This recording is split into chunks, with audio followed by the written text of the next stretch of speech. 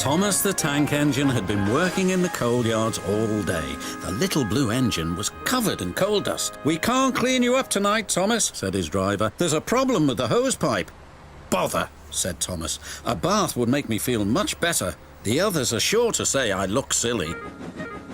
But the engines were too busy arguing to notice Thomas. James was talking loudest of all. "I deserve a new coat of paint. The Fat Controller says I'm the pride of the line and—" "Rubbish," huffed Henry. "We're all the pride of the line."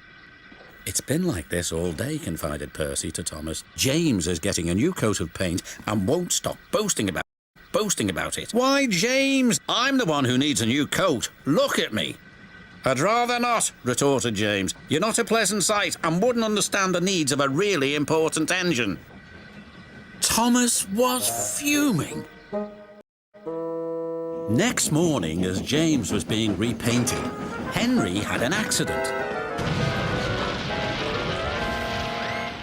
"If you can't push trucks properly, Henry, why not talk to a tree instead? You know how much you like the forest." "As a matter of fact, Bossy Boiler, the Fat Controller is inspecting the island for trees that are too close to the line. He's worried they might cause trouble." "Pah!" laughed James. "If I came upon a tree, I'd just push it aside." "Really?" replied Henry. Soon James was showing off his paintwork. "Make way for an important engine." "You wouldn't feel important if one of these trees crashed on you. You'd feel hurt," reproached Percy. "Rubbish! It wouldn't dare." "You should be careful, James. Trees can be just as powerful as engines," advised Terence. "Pah!" snorted James. "Now excuse me, the Fat Controller needs me to pull the express." And he huffed away. But James was wrong. "You must go to the yards and collect an important goods train, James. It's heavy, so be careful," said the Fat Controller. "But, sir, I've just been repainted. Can't Thomas or Percy do it? They're dirty and like working with trucks." Really useful engines don't argue. So James didn't. By the time he arrived at the yards, the weather had changed for the worse. "Your colour's nice, James. Pity about your face, though," said a truck.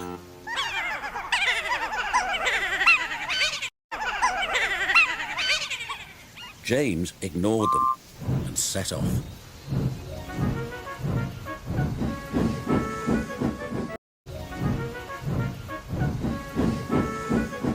Soon they came to a hill and his driver knew that they were in for a difficult time.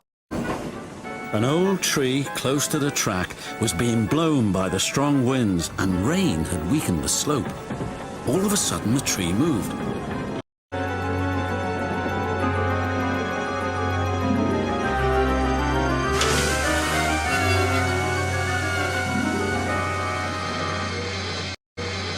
"Ooh, help!" cried James. "Go away!" But of course the tree couldn't. James tried to reverse away from the tree, but his train was too heavy. Then he heard a whistle. "It's Thomas," called his driver. James felt embarrassed and worried that Thomas would laugh at it, but Thomas didn't. He knew that this was no time for teasing. "Beep, beep, I'm ready," whistled Thomas. "So am I," James replied. "As ready as I'll ever be."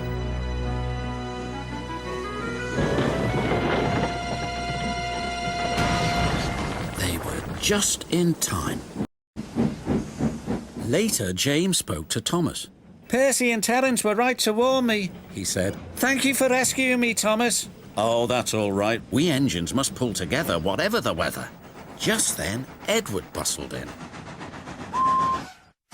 "The Fat Controller thinks you're both brave engines. Thomas, you're going to have a new coat of paint, and James, the Fat Controller says that tomorrow you'll pull the Special Express."